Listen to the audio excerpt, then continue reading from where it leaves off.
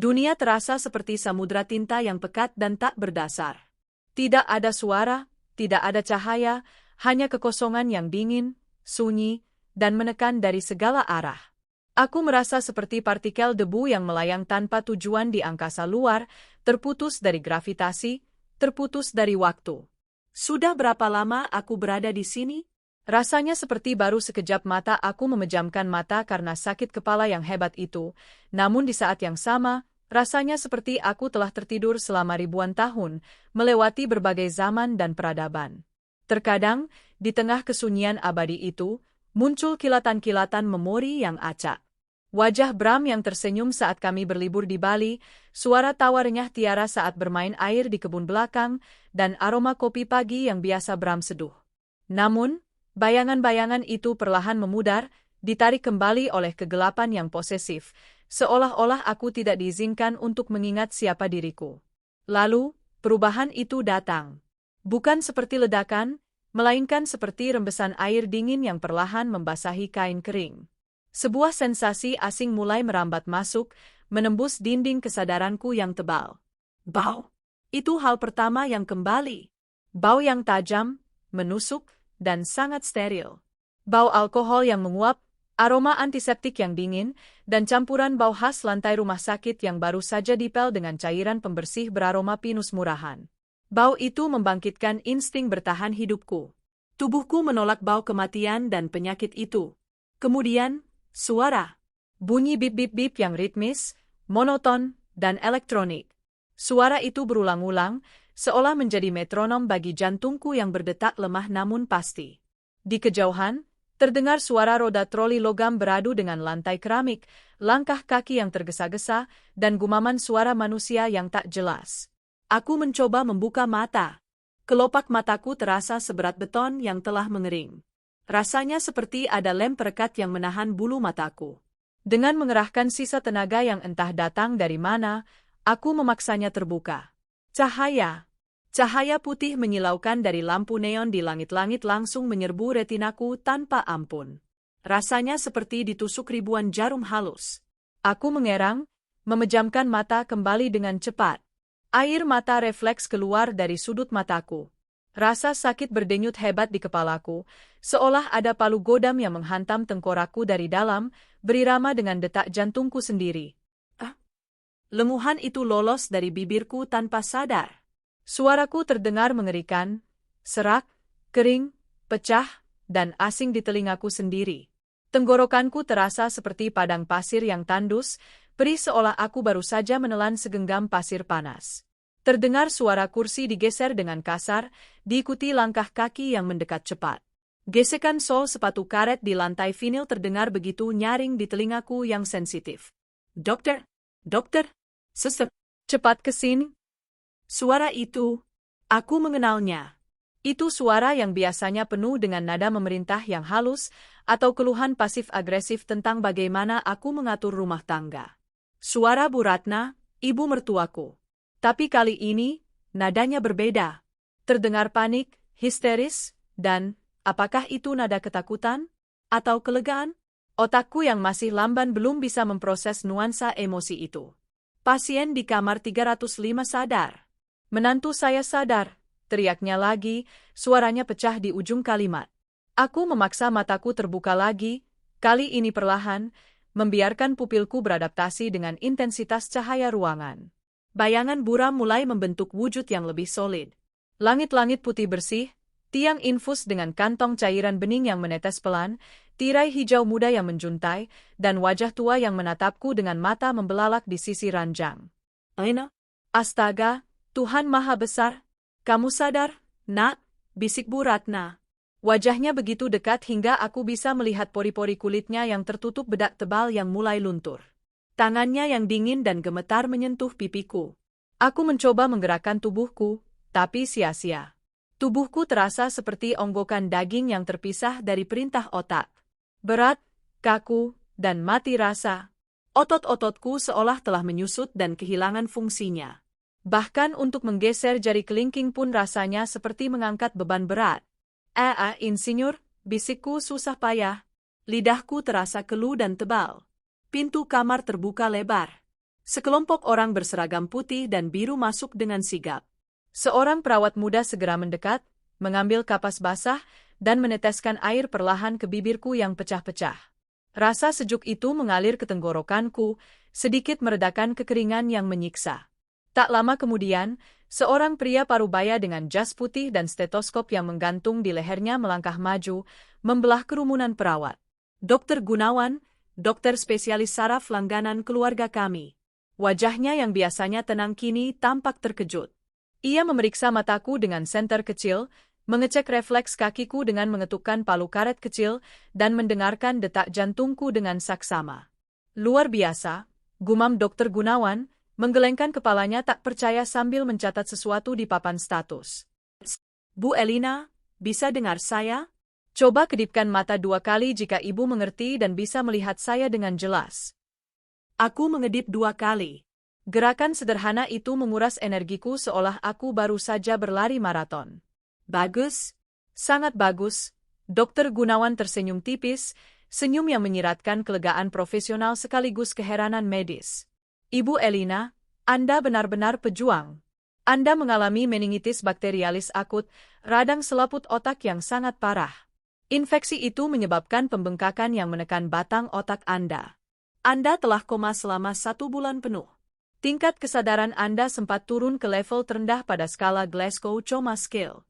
Jujur saja, secara medis, kami hampir tidak memiliki harapan minggu lalu. 1 bulan? Kata-kata itu menghantam kesadaranku lebih keras daripada rasa sakit fisik manapun. 1 bulan?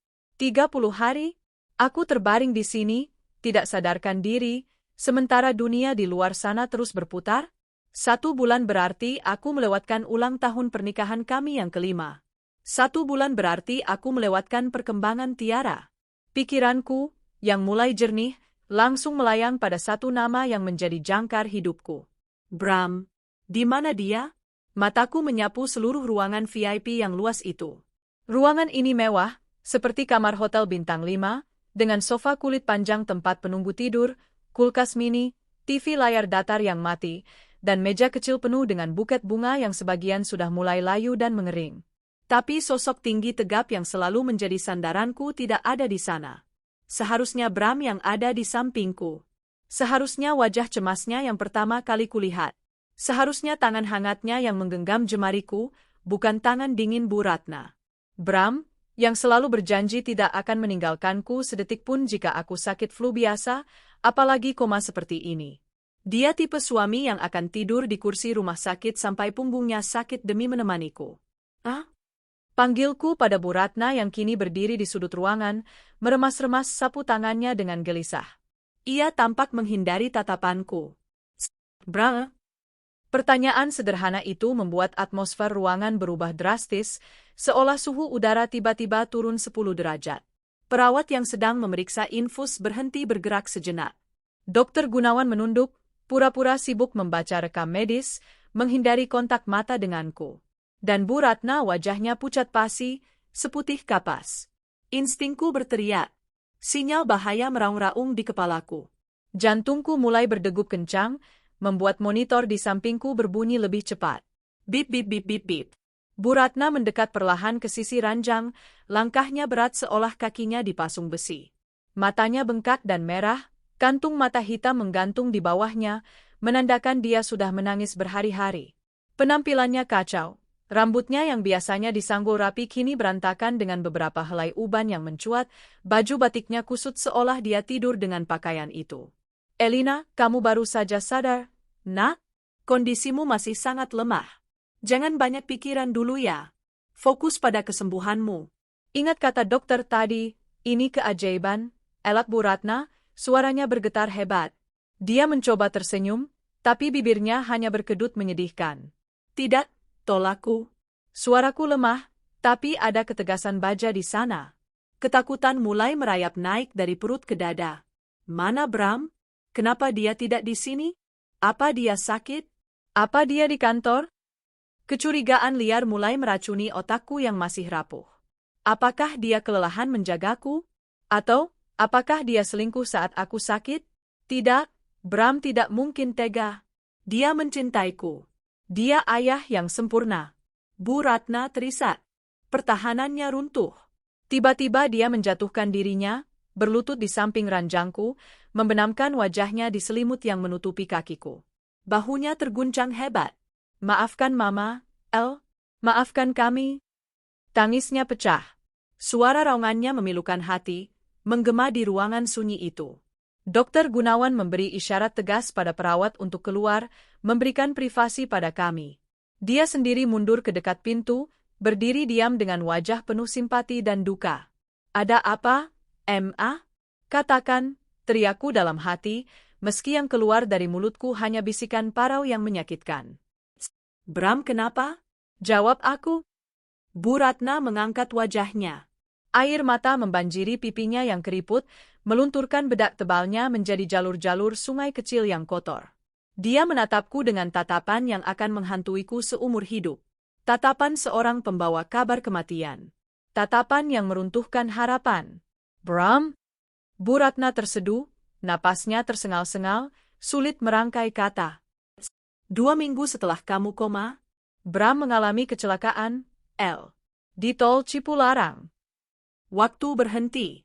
Jantungku serasa diremas tangan tak kasat mata. Dia sedang perjalanan bisnis ke Bandung untuk mengurus proyekmu yang terbengkalai. Dia bilang dia harus bekerja keras supaya perusahaan tetap jalan saat kamu sakit. Malam itu hujan deras sekali, badai. Bu Ratna menelan ludah, suaranya tercekat. Polisi bilang, rem mobilnya blong di kilometer 90. Mobilnya tergelincir, menabrak pembatas jalan beton, terguling ke jurang yang dalam, dan dia tidak sanggup melanjutkan kalimatnya. Dia menutup mulutnya dengan kedua tangan, matanya terpejam erat seolah memutar kembali bayangan mengerikan itu. Dan apa? Tanyaku. Air mata mulai menggenang di sudut mataku, panas dan perih. Dadaku sesak, paru-paruku lupa caranya mengambil oksigen. Dan apa? Mobilnya meledak dan terbakar, El. Bisiknya lirih, namun terdengar seperti ledakan bom atom di telingaku. Bram tidak sempat keluar. Dia meninggal di tempat. Tidak. Jeritan itu meledak di dalam kepalaku, tapi tenggorokanku terkunci oleh rasa syok yang melumpuhkan. Bohong? Desisku. Bram janji, dia janji mau ajak aku dan Tiara liburan ke Jepang kalau aku sembuh. Dia sudah beli tiketnya. Dia nggak mungkin pergi. Ini kenyataan, Nak. Ini takdir Tuhan yang kejam. Bu Ratna menggenggam tanganku erat, kukunya menancap di kulitku, tapi aku tidak peduli pada rasa sakit fisik itu. Rasa sakit di dadaku jauh lebih hebat. Rasanya seperti jantungku dicabut paksa dari rongganya. Aku mau lihat dia. Bawa aku ke dia. Dia pasti cuma luka ringan. Ratauku, mencoba bangun. Aku memberontak, mencoba menarik infus di tanganku. Mesin-mesin di sekitarku menjerit protes, alarm berbunyi nyaring. Bu Ratna bangkit dan menahan bahuku, menindihku kembali ke kasur. Sudah tidak bisa, El. Sudah tidak bisa. Kenapa? Aku istrinya. Aku berhak melihat wajah suamiku. Lepaskan aku.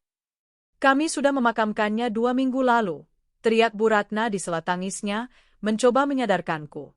Kondisi jenazahnya hancur dan hangus, El. Tidak bisa dikenali. Dokter forensik menyarankan untuk segera dimakamkan karena kondisinya. Dan kamu sedang kritis waktu itu. Terjadi pembengkakan otak parah. Dokter bilang kalau kami memberitahumu atau nekat membawamu ke pemakaman, guncangan emosinya bisa membunuhmu seketika. Aku terdiam. Tenagaku habis. Jadi kalian menguburnya tanpa aku. Air mataku tumpah ruah, mengalir deras membasahi bantal hingga ke telinga. Kalian biarkan dia masuk ke tanah yang dingin sendirian tanpa doa dari istrinya? Tanpa ciuman perpisahan?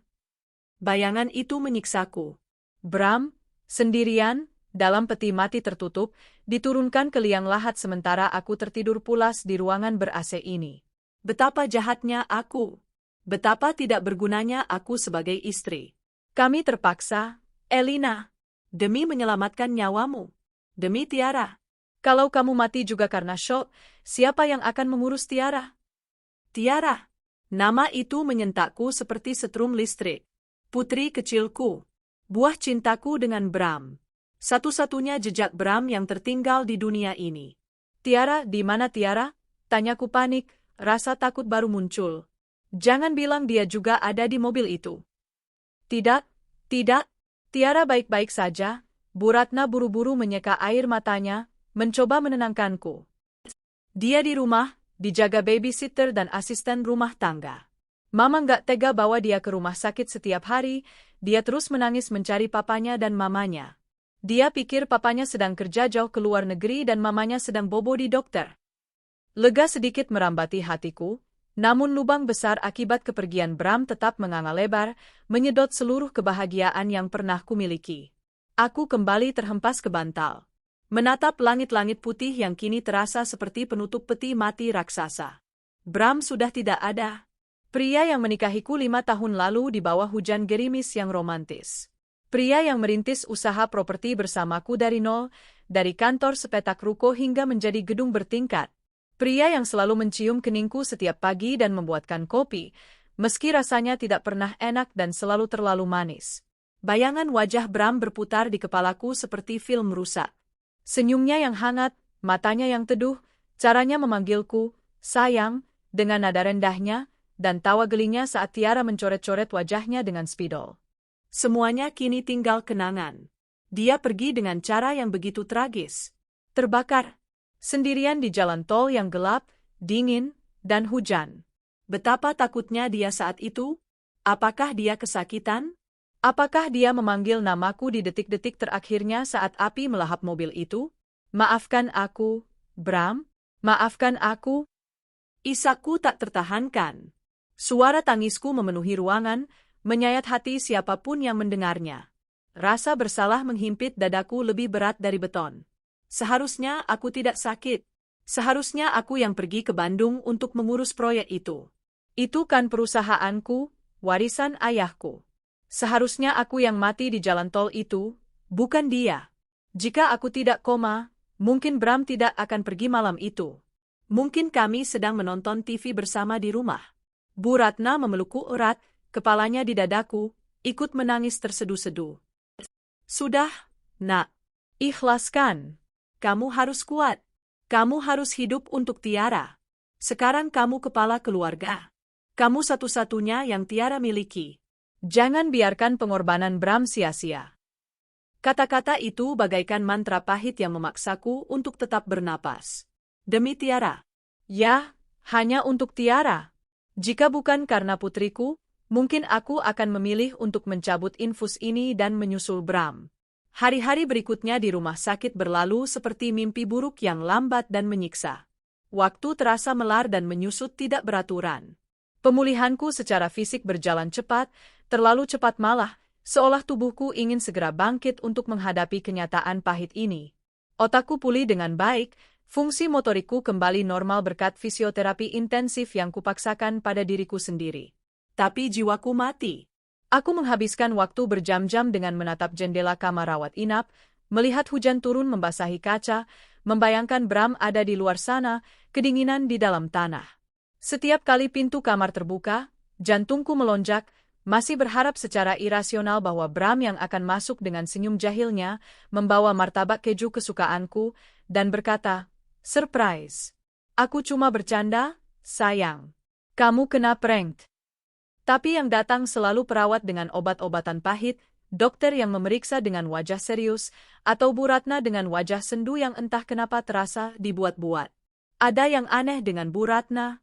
Di sela-sela kesedihannya yang tampak dramatis saat ada dokter atau perawat, aku kadang menangkap dia sedang sibuk dengan ponselnya di sudut ruangan saat mengira aku sedang tidur. Jari jemarinya mengetik cepat di layar, wajahnya serius tapi tidak sedih. Kadang, dia tersenyum tipis, sangat tipis, sebelum kembali memasang topeng duka saat aku bergerak atau menoleh. "Siapa yang telepon, Ma?"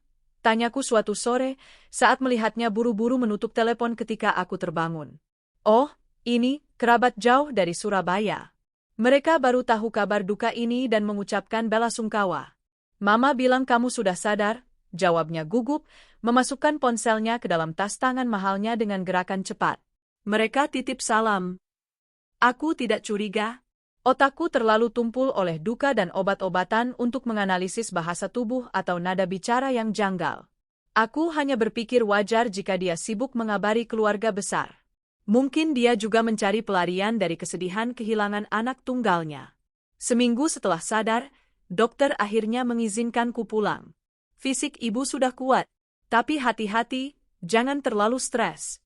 Otak ibu baru saja pulih dari radang hebat, pesan dokter Gunawan saat menandatangani surat kepulangan.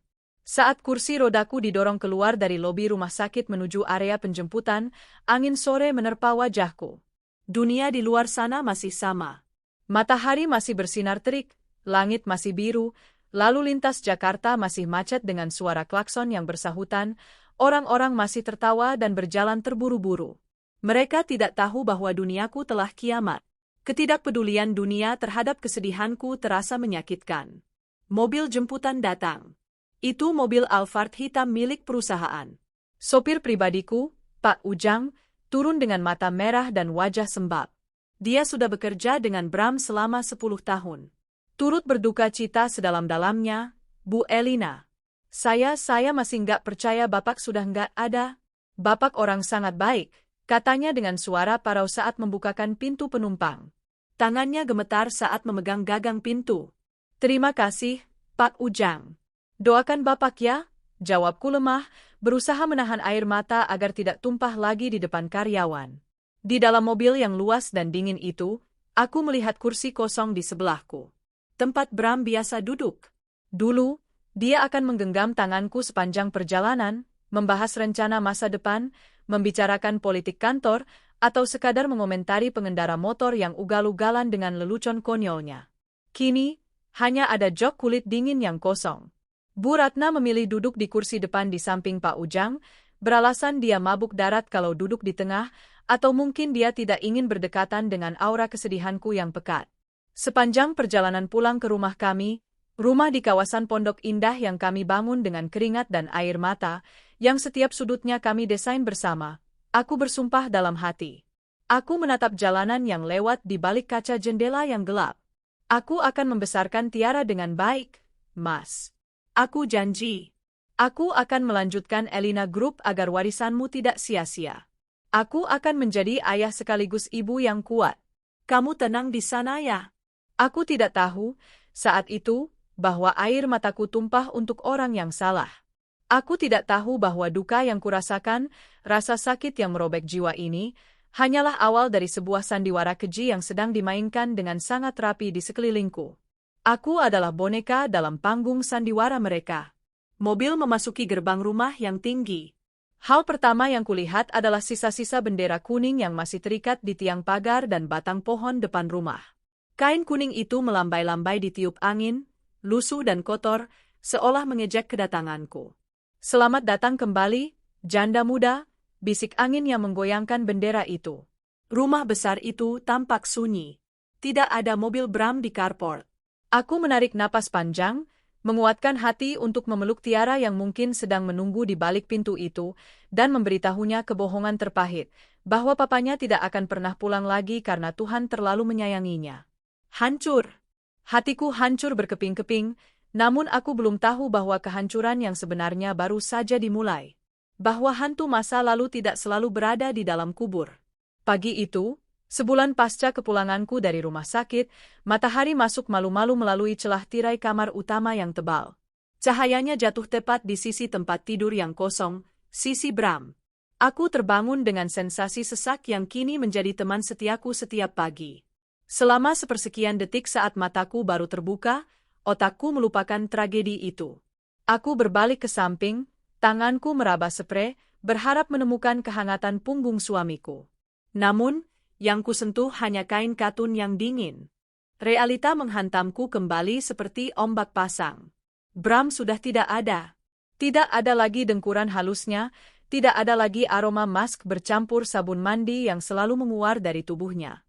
Lemari pakaiannya masih berdiri kokoh di sudut ruangan, pintu gesernya sedikit terbuka, menampilkan deretan kemeja kerja yang tersetrika rapi, menunggu pemiliknya yang tak akan pernah kembali. Aku bangkit dengan susah payah, menyeret kakiku menuju kamar mandi. Cermin di atas wastafel memantulkan bayangan seorang wanita yang asing. Matanya cekung dengan lingkaran hitam di bawahnya, tulang pipinya menonjol tajam karena berat badanku turun drastis selama sakit dan masa berkabung. Kau harus kuat, Elina. Kau CEO Elina Group, bisikku pada pantulan di cermin, mencoba memanggil kembali sisa-sisa kewibawaan yang dulu kumiliki. Hari ini adalah hari pertamaku kembali ke kantor. Sudah terlalu lama aku membiarkan perusahaan berjalan dengan autopilot, atau lebih tepatnya, di bawah kendali sementara manajer operasional setelah kematian Bram. Bram, yang dulu menjabat sebagai direktur keuangan, adalah tangan kananku. Kami adalah duo yang tak terpisahkan. Aku otak kreatif dan visioner, dia yang menjaga arus kas dan negosiasi. Kini, aku harus melakukan keduanya sendirian. Aku mengenakan blazer hitam favoritku, warna berkabung yang kini menjadi seragamku. Saat turun ke ruang makan, Tiara sedang duduk di kursi tingginya, menyuap sereal dengan malas. "Mama mau ke kantor?" tanyanya tanpa semangat. Mata bulatnya menatapku penuh harap. "Papa juga ke kantor ya, Ma? Papa kapan pulang kerja?" Pertanyaan itu lagi. Pertanyaan yang selalu merobek jahitan luka di hatiku setiap kali mulai mengering. Aku berlutut di samping kursinya, merapikan rambut poninya yang berantakan. "Sayang, kan Mama sudah bilang. Papa sekarang kerjanya di tempat yang sangat jauh. Papa nggak bisa pulang, tapi Papa selalu lihat Tiara dari atas sana." Aku menunjuk langit-langit. Tiara cemberut. "Tiara kangen Papa. Mama nggak seru. Papa yang seru." Kalimat polos itu menohokku. Aku memaksakan senyum, mencium pipinya, lalu berpamitan pada Bu Ratna yang sedang sibuk menyiram tanaman di teras. "Hati-hati, El. Jangan terlalu capek," ujar Bu Ratna tanpa menoleh. Gerak-geriknya tampak gelisah, tapi aku mengabaikannya. Mungkin dia juga masih berduka. Perjalanan menuju kantor terasa menyiksa. Dulu, aku dan Bram selalu berangkat bersama. Kami akan berdiskusi tentang strategi marketing atau menggosipkan klien yang rewel di sepanjang jalan. Kini, hanya ada keheningan yang diisi oleh suara radio yang menyiarkan berita lalu lintas. Pak Ujang, sopirku, sesekali melirik lewat spion tengah dengan tatapan iba yang membuatku risih. Aku benci dikasihani. Gedung Elina Group menjulang tinggi di kawasan bisnis Sudirman. Saat aku melangkah masuk ke lobi marmer yang dingin, suasana seketika berubah hening. Resepsionis yang sedang tertawa dengan kurir langsung terdiam. Satpam membungkuk hormat lebih dalam dari biasanya. "Selamat pagi, Bu Elina." "Turut berduka cita, Bu," sapa resepsionis itu dengan suara pelan. "Terima kasih," jawabku singkat, mempercepat langkah menuju lift eksekutif. Di setiap lantai yang kulewati, aku merasakan tatapan mata para karyawan. Bisik-bisik yang terhenti saat aku lewat. Mereka menatapku bukan sebagai pimpinan yang disegani, tapi sebagai janda malang. "Lihat itu Bu Elina, kasihannya, masih muda sudah ditinggal mati." "Iya, padahal Pak Bram itu ideal banget." Potongan-potongan kalimat itu tertangkap telingaku, membuat kepalaku pening.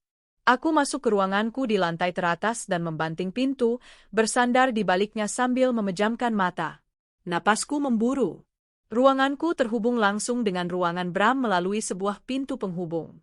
Perlahan, aku membuka pintu itu. Ruangan Bram masih sama seperti terakhir kali kulihat sebulan lalu. Meja mahoni besarnya bersih, kursi kulitnya menghadap ke jendela. Ada foto kami bertiga, aku, Bram, dan Tiara, dalam bingkai perak di atas mejanya. Aku duduk di kursi kebesarannya, memutar-mutar pulpen Montblanc kesayangannya. Rasanya aku bisa merasakan sisa kehangatan tangannya di sana. "Aku akan jaga perusahaan ini, Mas. Aku janji," bisikku pada ruangan kosong itu. Tok, tok, tok. Ketukan di pintu utama membuyarkan lamunanku. Aku buru-buru kembali ke ruanganku, merapikan blazer, dan duduk di balik mejaku sendiri. Masuk. Pintu terbuka. Rini, sekretaris kepercayaanku sejak awal perusahaan berdiri, masuk dengan langkah ragu-ragu. Wajahnya pucat, matanya bergerak gelisah. Di tangannya, dia mendekap sebuah mat tebal berwarna merah. "Selamat pagi, Bu Elina." "Maaf mengganggu," suaranya bergetar. "Pagi, Rin. Duduklah." Apa jadwal saya hari ini? Tanyaku, mencoba bersikap profesional. Rini tidak langsung menjawab. Dia duduk di kursi hadapanku, meletakkan map merah itu di meja, lalu menarik tangannya kembali seolah map itu panas. Jadwal ibu kosong sampai siang. Tapi, ada hal mendesak yang harus saya laporkan, Bu. Ini terkait audit internal yang ibu minta secara otomatis setiap akhir bulan. Aku mengerutkan kening. Laporan keuangan? Kenapa wajahmu tegang begitu? Ada penurunan profit? Wajar kan? Saya sakit sebulan. Bukan penurunan profit biasa, Bu. Rini menelan ludah. Selama ibu koma di rumah sakit, Pak Bram memegang kuasa penuh atas operasional dan keuangan perusahaan sesuai prosedur darurat. Tapi, saya menemukan beberapa transaksi yang tidak wajar. Sangat tidak wajar. Jantungku berdegup kencang. Tidak wajar bagaimana?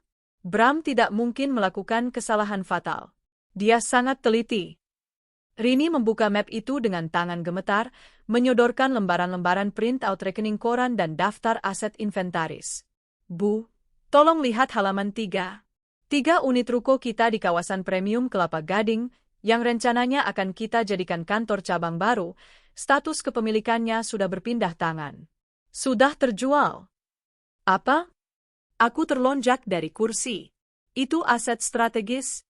Siapa yang berani menjualnya tanpa tanda tangan saya? Di dokumen jual beli, ada tanda tangan ibu.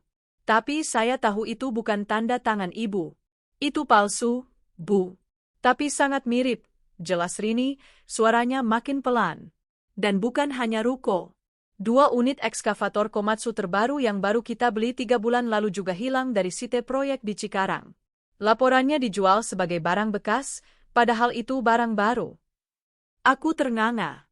Nilai total aset-aset itu mencapai miliaran rupiah. Siapa pelakunya? Rin? Siapa manajer yang berani melakukan ini saat saya sekarat? Panggil dia sekarang. Saya akan pecat dan polisikan, amarahku meledak. Berani-beraninya mereka memanfaatkan kondisiku. Rini menunduk dalam-dalam, tidak berani menatap mataku. Itu dia masalahnya, Bu. Yang memproses semua penjualan itu, Pak Bram. Hening. Ruangan ber-AC dingin itu mendadak terasa seperti oven panas. Telingaku berdenging. Kamu sadar apa yang kamu bicarakan? Rin, suaraku rendah, berbahaya. Kamu menuduh almarhum suami saya menggelapkan aset perusahaannya sendiri? Perusahaan yang dia bangun bersama saya? Saya tidak menuduh, Bu. Ini buktinya. Rini mendorong kertas lain. Itu bukti transfer. Hasil penjualan ruko dan alat berat itu, totalnya sekitar 7 miliar rupiah, tidak masuk ke rekening perusahaan, Bu. Uang itu masuk ke rekening pribadi BCA Pak Bram. Rekening yang tidak pernah Ibu akses. Aku menyambar kertas itu dengan kasar. Mataku menelusuri deretan angka dan tanggal. Benar. Namanya jelas tertera di sana. Bramantio Hanggara. Tanggal transaksinya? Aku terpaku. Tanggal transaksinya adalah 2 hari sebelum kecelakaan maut itu terjadi. Dan lihat ini, Bu. Rini menunjuk baris paling bawah. 1 hari sebelum kecelakaan, saldo 7 miliar itu ditarik tunai secara bertahap dalam pecahan besar, dan sebagian lagi ditransfer ke beberapa rekening yang tidak dikenal. Setelah itu saldo di rekening Pak Bram 0. Aku terduduk lemas di kursiku. Kertas di tanganku jatuh ke meja. 7 miliar. Tunai. 2 hari sebelum dia meninggal. Kepalaku berputar hebat. Berbagai skenario liar bermunculan di benakku. Untuk apa Bram butuh uang sebanyak itu dalam waktu singkat? Apakah dia diperas? Apakah dia punya utang judi yang tidak kutahu? Atau dia berinvestasi pada bisnis berisiko tinggi yang gagal? Mungkin dia butuh uang cepat untuk pengobatan saya, Rin. Belaku, mencoba mencari pembenaran, meski di dalam hati aku tahu itu tidak masuk akal. Bu Elina, potong Rini lembut tapi tegas. Asuransi kesehatan ibu itu VVIP, unlimited cover. Rumah sakit tidak pernah menagih 1 rupiah pun ke kita.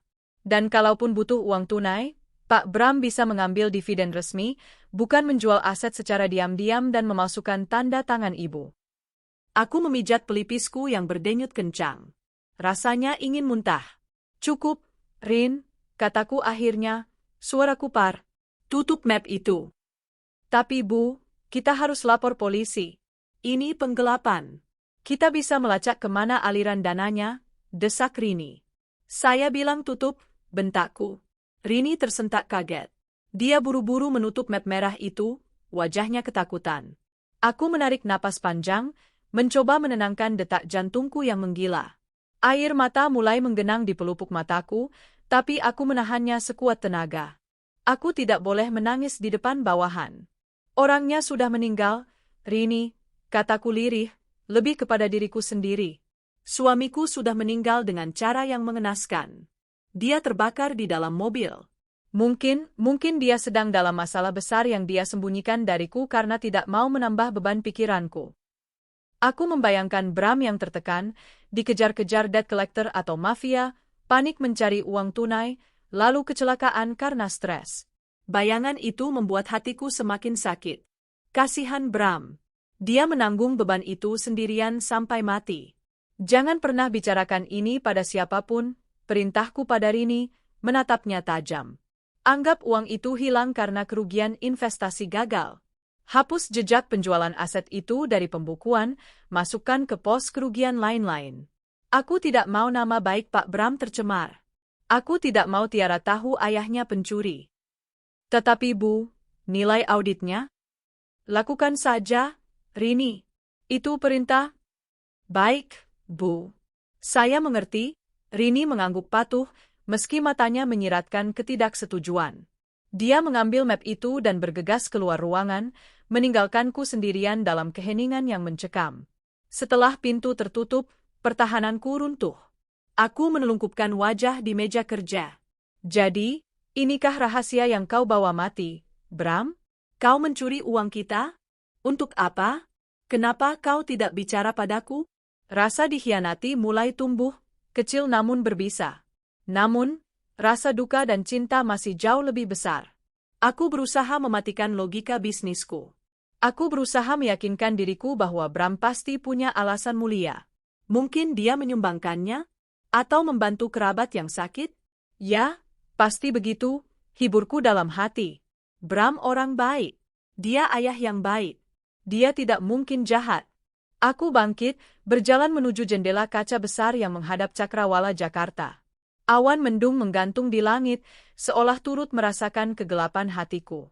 Aku ikhlas, Mas, bisikku pada kaca jendela yang dingin. Ambillah uang itu. Kalau itu bisa menyelesaikan masalahmu di dunia sana, aku ikhlas. Asal kamu tenang. Aku tidak tahu betapa bodohnya aku saat itu. Aku tidak tahu bahwa uang 7 miliar itu bukan untuk membayar utang atau disumbangkan. Uang itu kini sedang digunakan untuk membeli sebuah rumah mewah di kawasan Sentul. Uang itu sedang digunakan untuk membeli cincin berlian bagi wanita lain. Uang itu digunakan untuk membiayai hidup baru suamiku yang mati. Aku memilih untuk menutup mata demi kedamaian semu, tanpa menyadari bahwa dengan menutup mata, aku justru membiarkan ular berbisa melilit leherku semakin erat. Siang itu berlalu dengan lambat. Aku mencoba fokus pada tumpukan dokumen lain, menandatangani kontrak, dan membalas email, namun pikiranku terus melayang pada map merah yang dibawa Rini. Angka 7 miliar itu menari-nari di pelupuk mataku. Saat jam pulang kantor tiba, aku merasa lega bisa meninggalkan gedung yang penuh kenangan ini. Namun, pulang ke rumah berarti kembali ke kesepian yang lain. Di dalam mobil, aku melihat ponselku. Ada pesan dari Bu Ratna. Mama masak sop buntut kesukaan kamu. Cepat pulangnya. Kita makan bareng. Senyum tipis terukir di bibirku. Setidaknya aku masih punya Bu Ratna. Dia ibu yang baik. Dia juga kehilangan putranya, sama sepertiku. Kami harus saling menguatkan. Pak Ujang, nanti mampir ke toko buah sebentar ya. Saya mau belikan pir untuk ibu, kataku pada sopir. Siap, Bu, jawab Pak Ujang. Tanpa kusadari, di rumah sana, Bu Ratna sedang tidak memasak sop buntut. Dia sedang menelepon seseorang dengan nada suara rendah dan hati-hati, memastikan bahwa aku tidak mencurigai apapun tentang warisan yang diam-diam mereka nikmati. Malam itu, Jakarta diguyur hujan deras lagi. Petir menyambar-nyambar, Seolah alam sedang memperingatkanku tentang badai yang sesungguhnya yang sedang mendekat. Badai yang akan menghancurkan pondasi hidupku yang sudah retak ini hingga tak bersisa. Ayo, El, kita harus ziarah. Sudah 40 hari lebih, desak Bu Ratna. Mertuaku itu bersikeras mengajakku keluar kota, ke kampung halamannya di Sukabumi, tempat Bram dimakamkan. Katanya, itu permintaan terakhir Bram ingin dimakamkan di samping ayahnya. Kami berangkat menggunakan mobilku, disopiri oleh Pak Ujang. Tiara, putriku yang baru berusia 4 tahun, duduk di pangkuanku. Papa bobo di tanah ya, Emma? Tanya Tiara polos. Aku mengelus rambutnya, menahan air mata. Iya sayang. Papa bobo tenang. Sepanjang perjalanan, Bu Ratna tampak gelisah.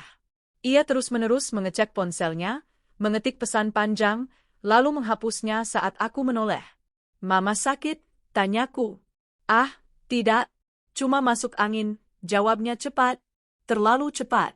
Sesampainya di pemakaman umum di pinggiran kota, aku bersimpuh di depan gundukan tanah yang masih merah. Nisan itu bertuliskan nama suamiku.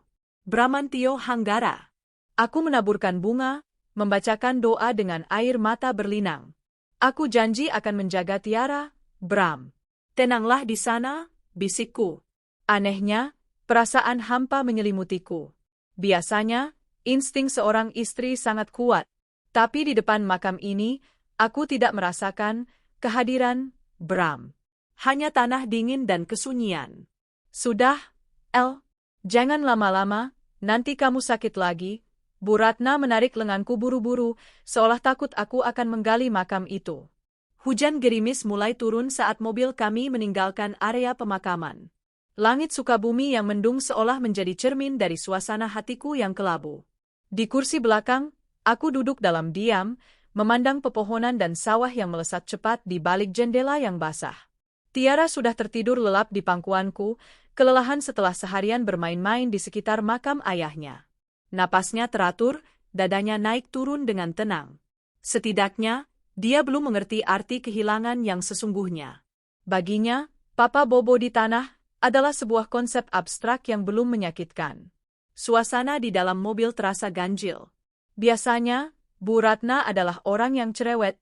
Dia suka mengomentari apa saja, mulai dari baju yang kupakai hingga cara Pak Ujang menyetir. Namun hari ini, dia sangat pendiam. Dia duduk di kursi depan dengan kacamata hitam yang tak pernah dilepasnya, meski matahari sudah tertutup awan tebal. Mama mau mampir beli oleh-oleh dulu? Tanyaku memecah keheningan, mencoba bersikap normal. Mochi Sukabumi kesukaan Mama, kan? Bu Ratna tersentak kaget, seolah baru saja dibangunkan dari lamunan panjang. Ah, enggak usah, El. Mama capek. Langsung pulang saja. Jawabannya singkat dan ketus. Tidak seperti biasanya. Aku melihat pantulan wajahnya di kaca spion luar. Dia tidak sedang melihat pemandangan. Dia sedang menatap ponselnya yang disembunyikan di pangkuannya. Jari jempolnya bergerak cepat mengetik sesuatu. Baik, Ma, jawabku pelan. Perjalanan pulang terasa sangat lama. Lalu lintas menuju Jakarta mulai padat merayap. Memasuki jalan tol Jagorawi, kemacetan semakin parah.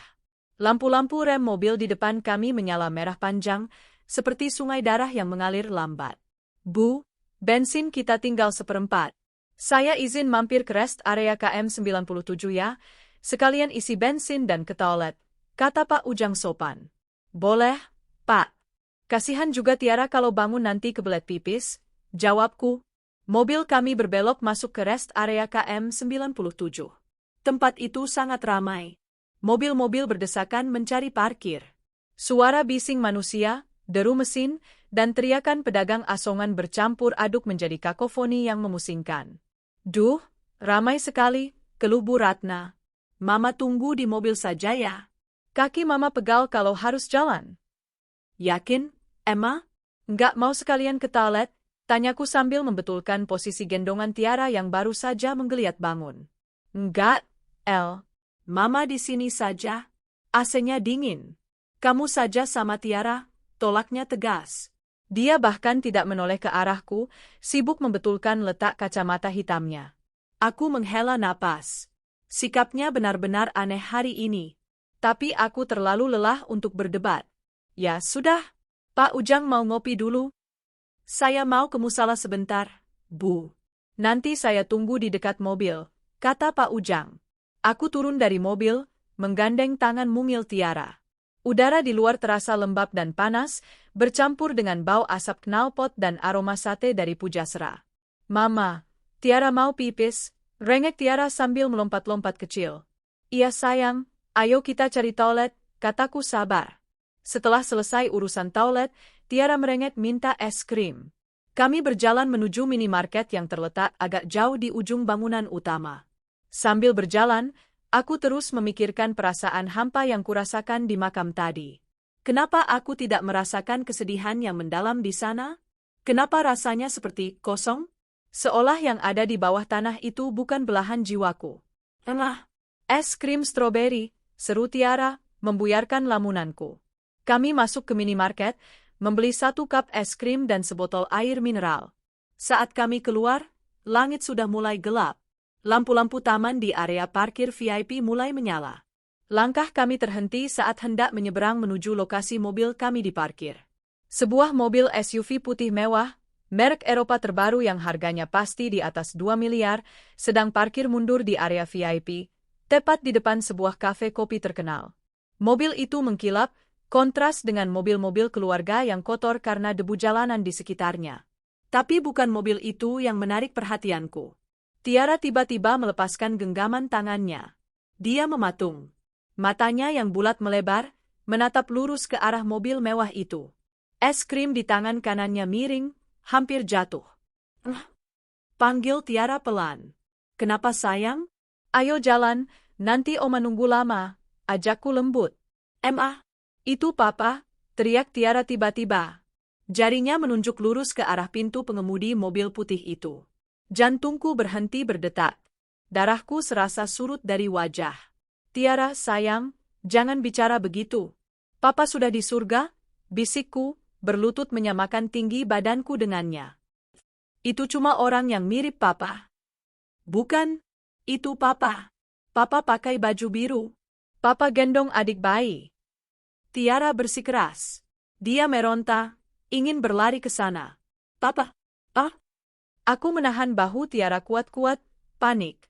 Orang-orang mulai menoleh ke arah kami. Aku merasa malu dan sedih. Kasihan anakku, halusinasinya begitu kuat. Namun, rasa penasaran yang menyakitkan memaksaku untuk menoleh.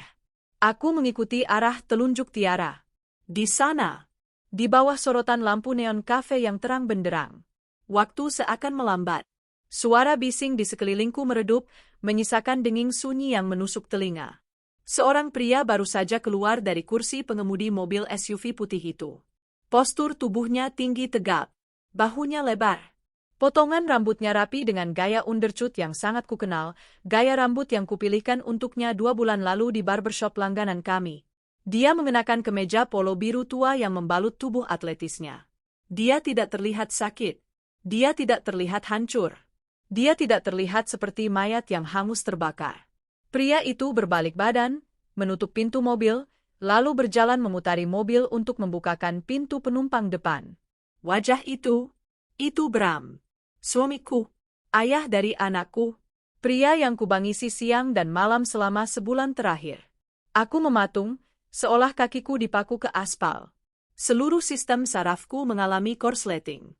Ini pasti mimpi. Atau aku sudah gila. Mungkin radang otakku kambuh dan aku sedang berhalusinasi. Tapi tidak. Pemandangan itu terlalu nyata. Terlalu detail. Bram membukakan pintu penumpang dengan senyum lebar yang merekah di wajahnya. Senyum yang dulu hanya milikku.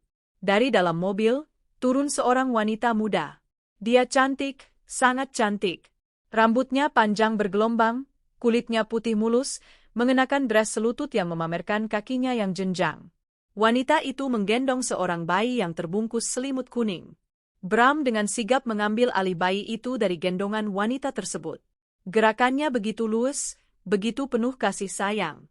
Dia mencium pipi bayi itu, lalu mencium kening wanita itu. Ciuman yang mesra.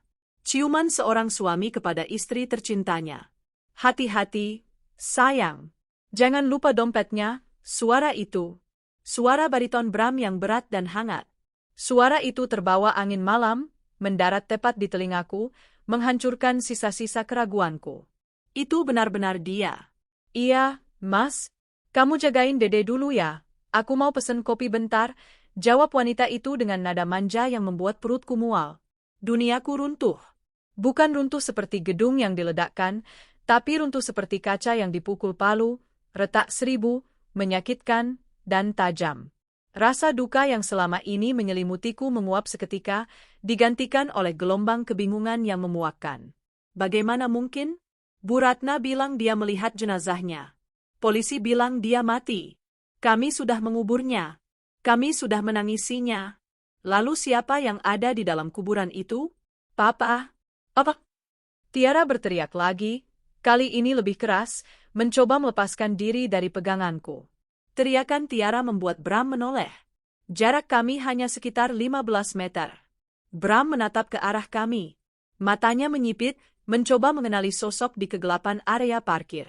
Aku mengenakan masker medis dan topi lebar untuk menutupi wajahku yang lelah. Bram tidak langsung mengenaliku, tapi dia mengenali Tiara.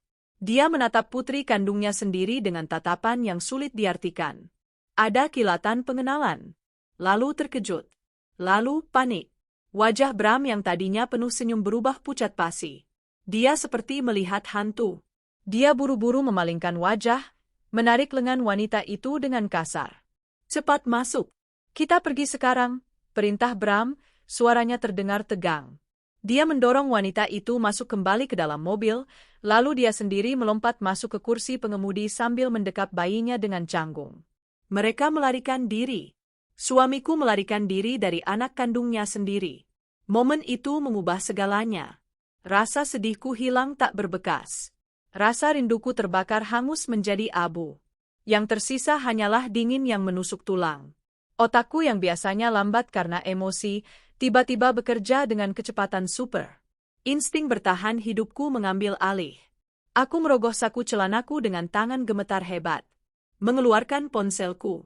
Menyalakan kamera. Klik, klik, klik. Aku memotret mobil itu berulang kali. Aku memotret plat nomornya, B17RAM. Plat nomor cantik. Bram. Betapa narsisnya dia.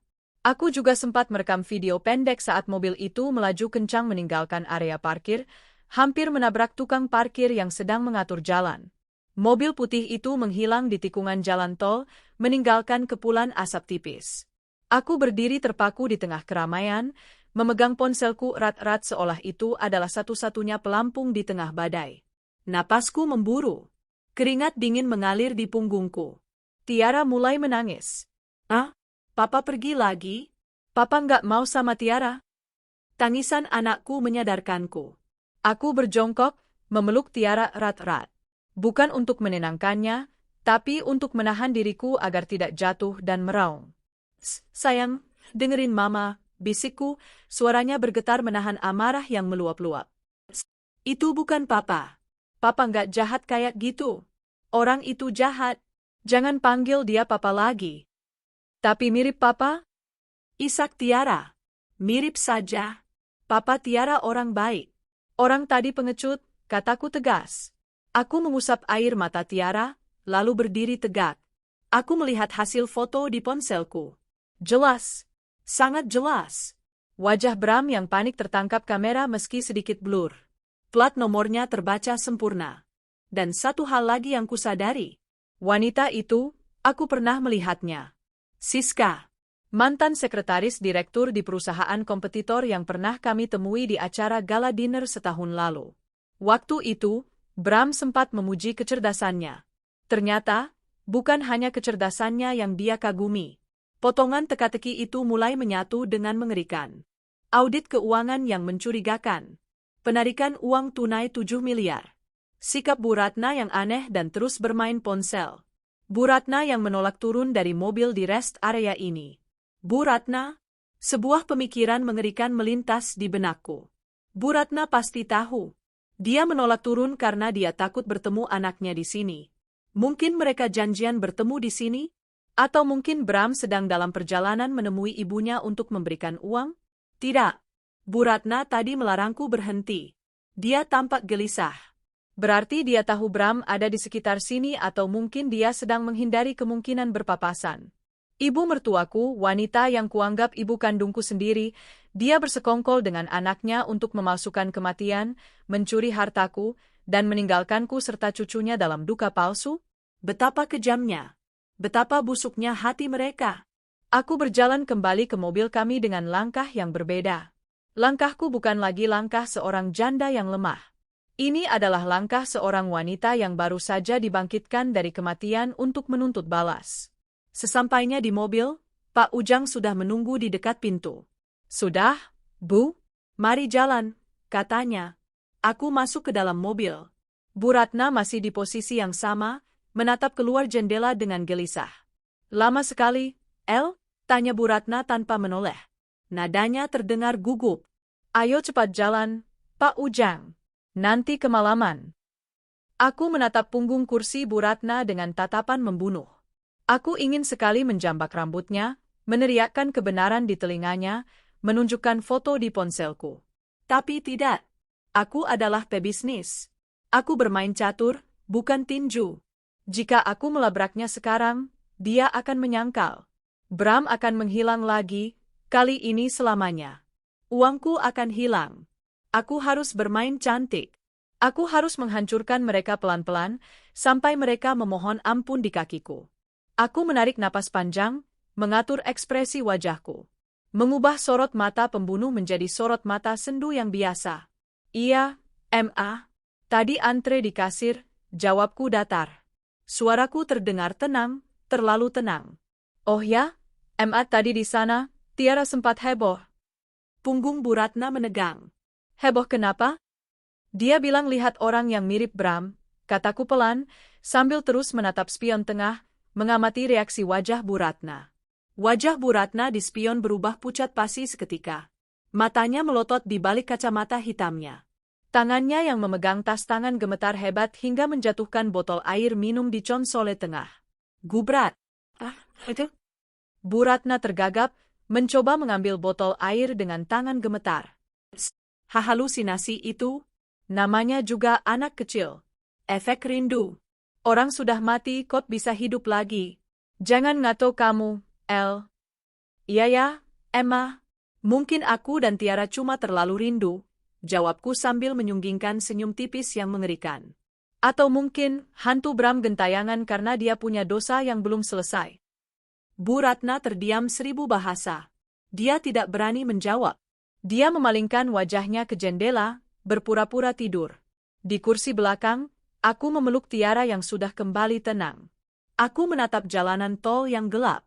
"Baiklah, Bu Ratna. Baiklah, Bram. Kalian ingin bermain sandiwara? Aku akan menjadi aktris terbaik yang pernah kalian lihat. Kalian pikir kalian sudah menang? Kalian salah. Kalian baru saja membangunkan naga yang sedang tidur." Malam itu, di dalam mobil yang melaju membelah malam, Elina yang cengeng dan naif telah mati. Yang ada kini hanyalah Elina sang pembalas dendam. Dan dia tidak akan berhenti sampai setiap sen uangnya kembali, dan setiap tetes air matanya dibayar dengan darah. Aku duduk mematung di kursi belakang mobil, mendekap Tiara yang sudah kembali terlelap karena kelelahan menangis. Mataku terpejam, berpura-pura tidur, tapi di balik kelopak mataku yang berat, adegan di rest area tadi terus berputar seperti rekaman film horor yang tak bisa dimatikan. Senyum Bram yang merekah. Bayi merah itu. Tangan Siska yang melingkar manja di lengan Bram. Dan ekspresi panik Bram saat menyadari Tiara mengenalinya. Semuanya nyata. Terlalu nyata untuk disangkal sebagai halusinasi.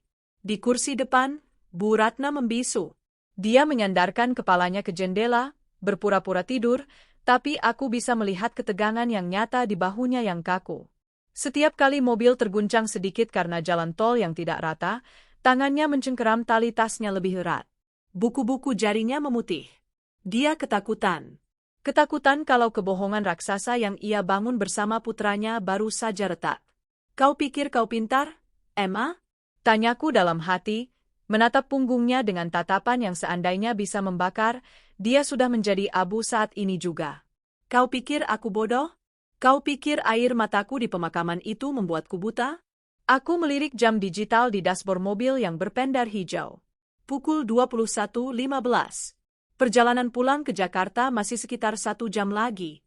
1 jam yang akan kuhabiskan di dalam sangkar besi berjalan ini, terperangkap bersama salah satu pengkhianat terbesar dalam hidupku. Udara di dalam mobil terasa sesak, seolah oksigen menipis, digantikan oleh racun kebohongan yang Bu Ratna hembuskan setiap detiknya. Pak Ujang, AC-nya bisa dikecilkan sedikit? Dingin sekali, kataku memecah keheningan. Suaraku terdengar serak, tapi aku berusaha mengontrolnya agar terdengar wajar. Baik, Bu, jawab Pak Ujang sigap, memutar knob AC.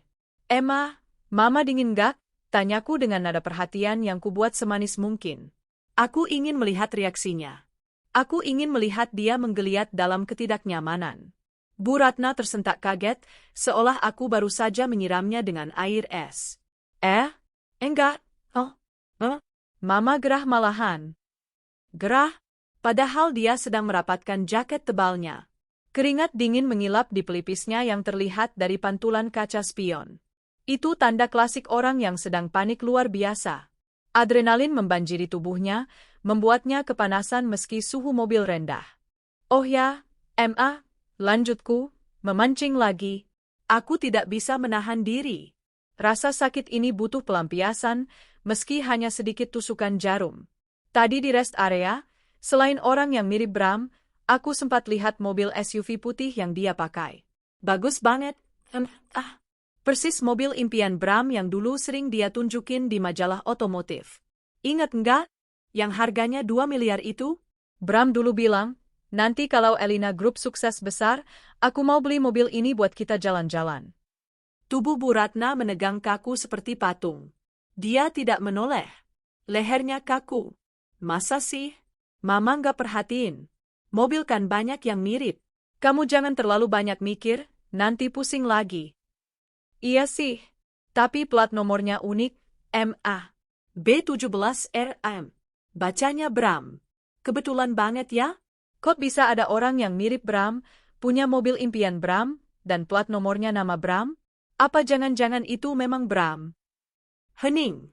Keheningan yang mencekam turun di antara kami. Hanya suara deruban mobil di aspal yang terdengar. Pak Ujang melirik lewat spion tengah, keningnya berkerut bingung dengan percakapan kami yang aneh, tapi dia cukup bijak untuk diam.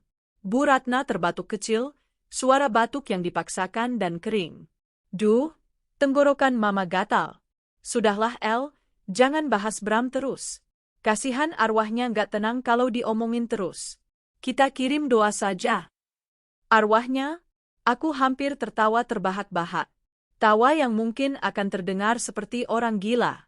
Arwahnya sedang minum kopi mahal di Sentul sambil menggendong bayi haram, MA. Arwahnya sedang menikmati uang 7 miliar yang dia curi dari istri sahnya. Arwah macam apa yang butuh mobil mewah? Iya, MA. Maaf, jawabku patuh, menundukkan kepala. Aku cuma kangen. Sangat kangen sampai rasanya mau gila.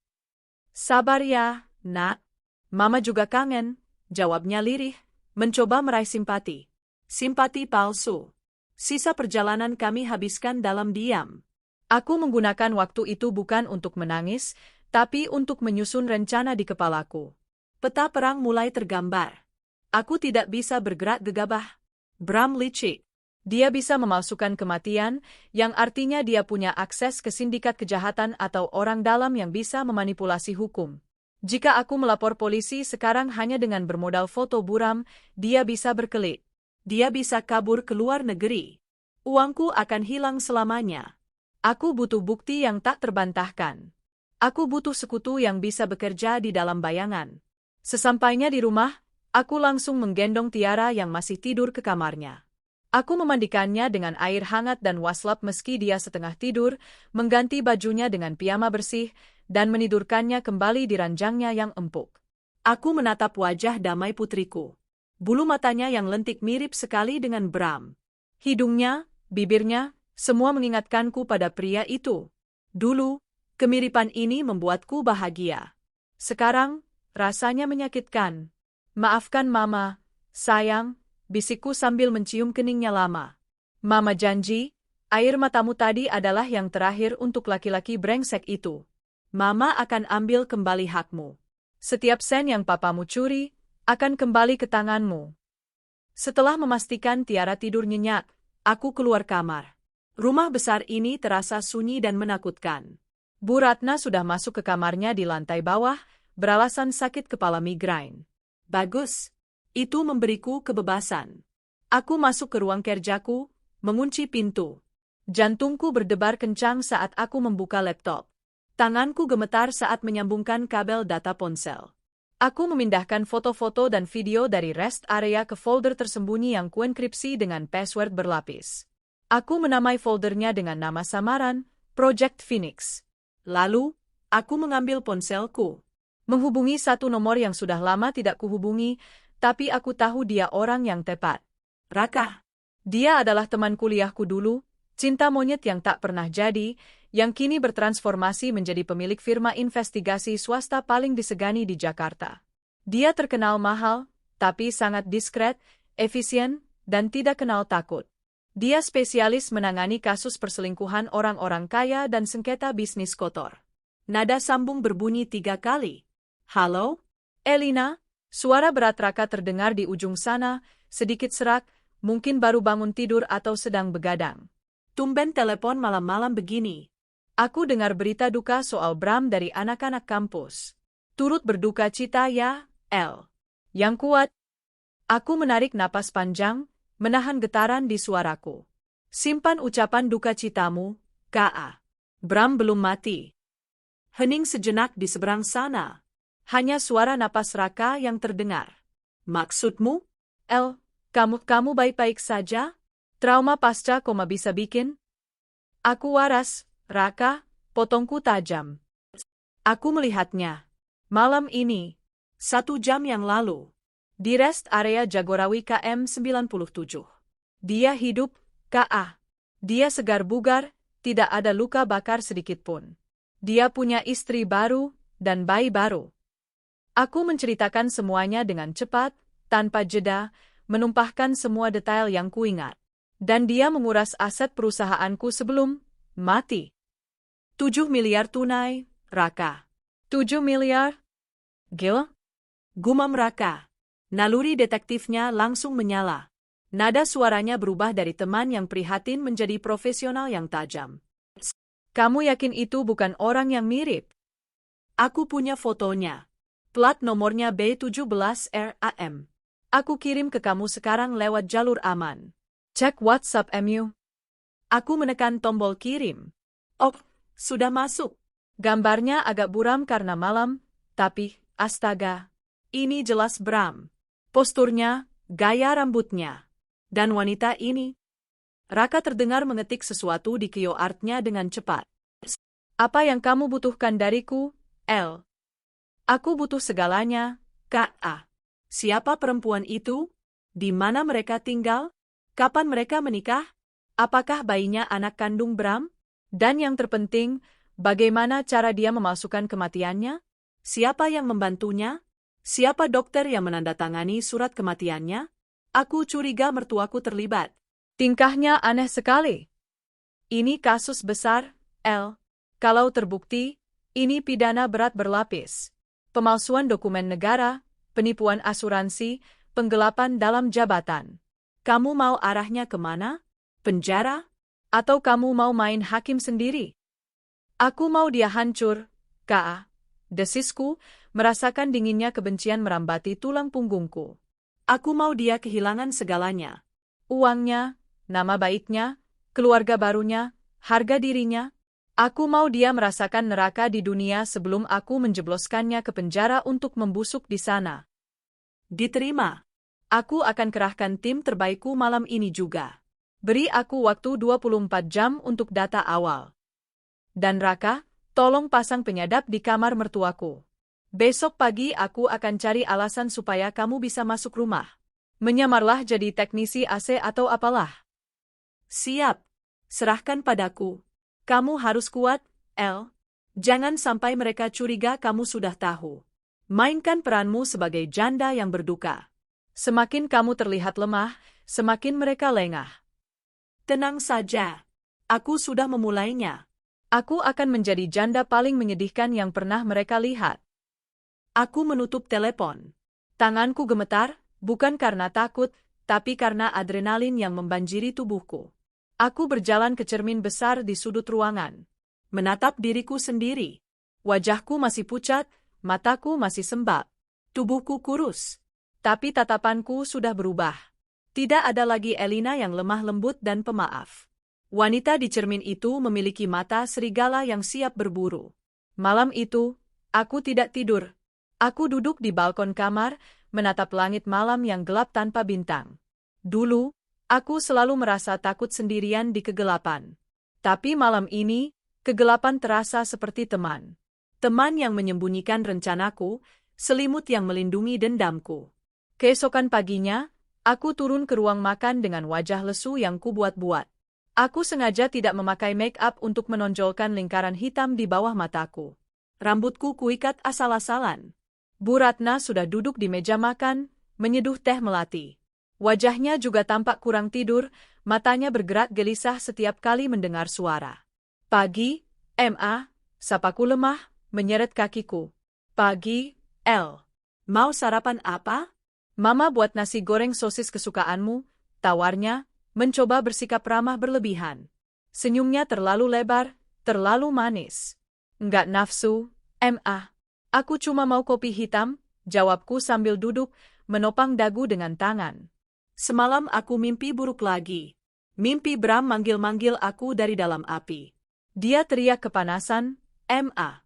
Katanya ada yang jahat sama dia. Tangan Bu Ratna yang memegang sendok bergetar hebat hingga berdenting memukul piring.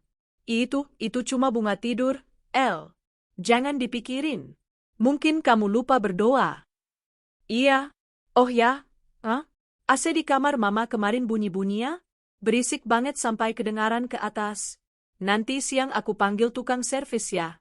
Biar Mama tidurnya enak, nggak keganggu. Enggak kok. Biasa aja, tolak Bu Ratna cepat, nada suaranya meninggi. Nggak usah repot-repot, El. Mama nggak keganggu kok. Udah aku panggil kok, Ma. Langganan kantor. Nanti jam 10 dia datang. Mama santai aja di kamar bawah atau nonton TV. Biar orangnya kerja cepat, paksaku halus tapi tegas, tidak memberikan ruang baginya untuk menolak. Bu Ratna akhirnya mengangguk pasrah, meski wajahnya terlihat keberatan.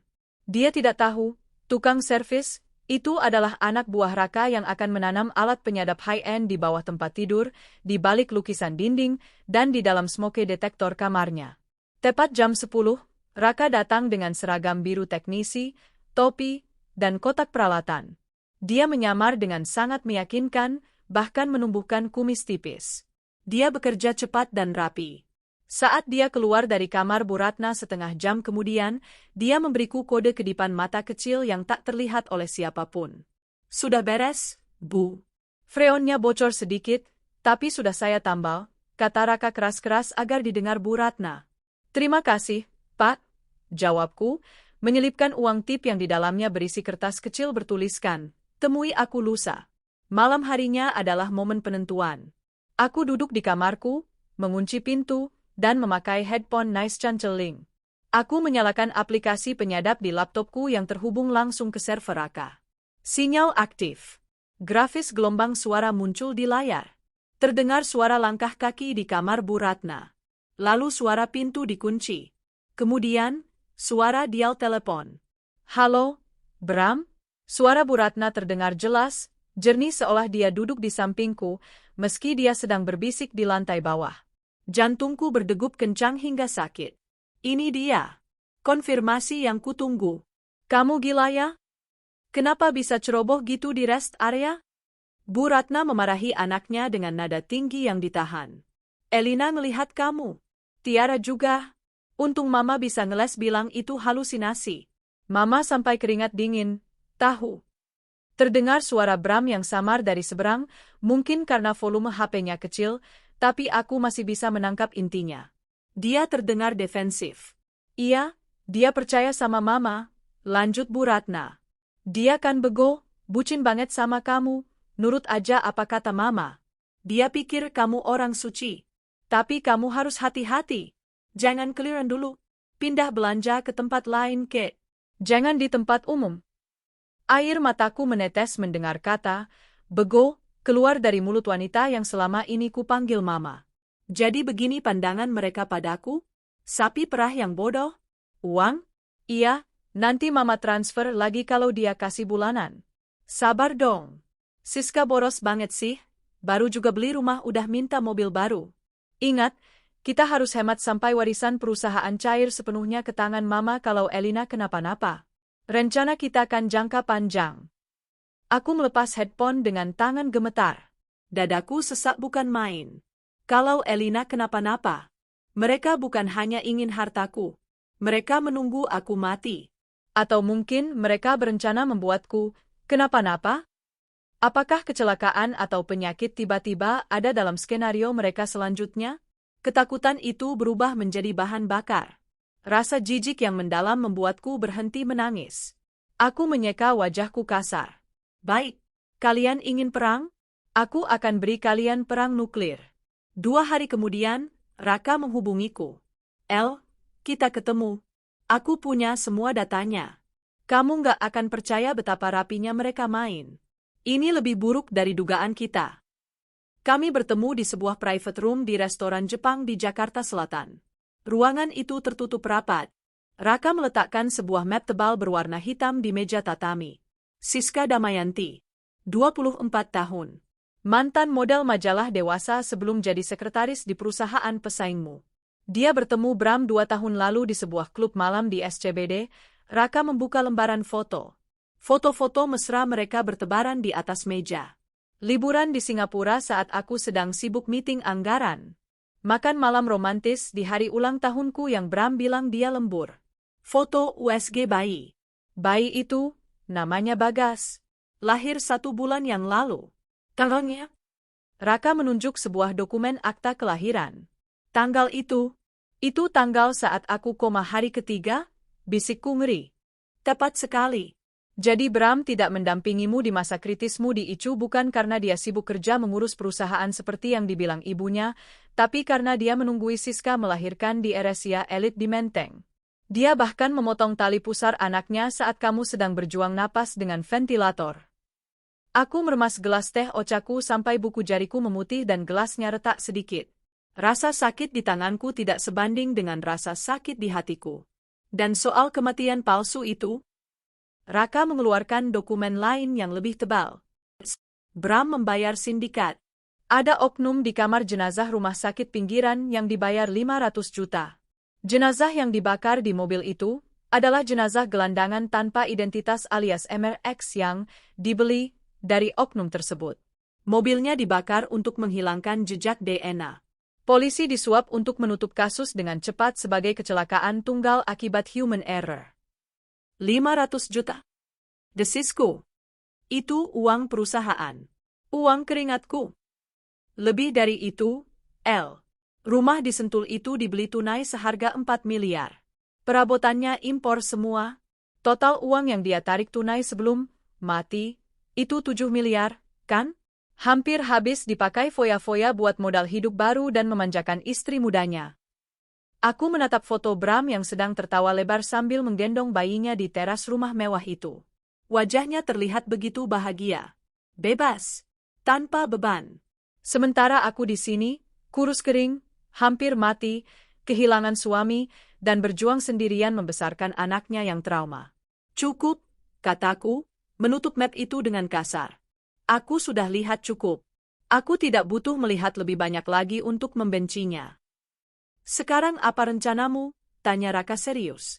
Bukti ini sudah lebih dari cukup untuk memenjarakan mereka seumur hidup. Kita bisa lapor polisi besok pagi. Penjara terlalu enak buat mereka, K.A. Di penjara mereka masih dikasih makan. Mereka masih punya atap, jawabku dingin. Aku mengambil 1 buah udang tempura, memakannya dengan tenang. Nafsu makanku tiba-tiba kembali. Nafsu makan untuk memangsa. Mereka akan mengadakan pesta syukuran rumah baru dan akikah anak mereka minggu depan, kan? Aku lihat undangannya di chat WhatsApp Bu Ratna yang kau sadap. Iya, pesta besar-besaran. Hari Minggu besok. Mengundang banyak kolega bisnis baru Bram yang dia tipu dengan identitas barunya sebagai Bapak Arya, investor sukses dari Singapura. Aku tersenyum miring. Senyum yang tidak pernah kulihat sebelumnya di cermin. Senyum seorang ratu yang siap memenggal kepala pengkhianat. Kalau begitu, kita akan datang ke pesta itu, Raka. Tapi bukan sebagai tamu yang membawa kado. Raka menatapku, sedikit merinding melihat perubahan auraku. Lalu sebagai apa? Kita akan datang sebagai badai yang akan meratakan rumah itu dengan tanah. Senin pagi datang dengan mendung yang menggelayut di langit Jakarta. Bagi kebanyakan orang, ini adalah awal minggu yang menyebalkan. Tapi bagiku, ini adalah hari pertama perang. Aku bangun lebih pagi dari biasanya, bukan karena insomnia yang menyiksa, tapi karena adrenalin yang menggelegar. Aku berdiri di depan cermin walk-in closet, menatap deretan baju hitam dan putih. Baju-baju berkabung. Aku memilih sebuah dress hitam sederhana namun elegan, berbahan sutra yang jatuh pas di tubuhku yang kini kurus.